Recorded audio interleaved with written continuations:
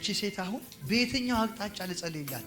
በዚህ ተጎድቷል፣ በዚህ ተጎድቷል፣ ሞራሏ ተገድቷል፣ ተስፋ ተቆርጧል፣ አይምሮዋ ተጎድቷል፣ ጤናዋ ተጎድቷል፣ ብዙ ነገሮቿ በቃ ተጎድቷል። ኢየሱስን የምትወድናት ትንቢት አለ፣ ቃል አለ፣ ግን ሁሉ ነገር የለም። እግዚአብሔር እንደ ተስፋ ቃል ባንቺ ቤትና ህይወት ላይ ከእንደቀና ምን አየው? ሲበቅል።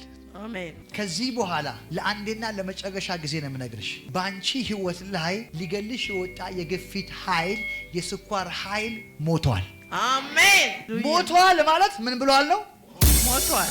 ሞቷል። አሜን። እስኪ ተፈውሻለሁ በይ። ተፈውሻለሁ። ሰላም ሆኛለሁ። ሰላም ሆኛለሁ። ቤቴ ተፈውሷል። ቤቴ ተፈውሷል። ሰላም ሆኛለሁ። ሰላም ሆኛለሁ። ይኸውልሽ ነይ በጆሮሽ ልንገርሽ የሚያስጨንቅሽ።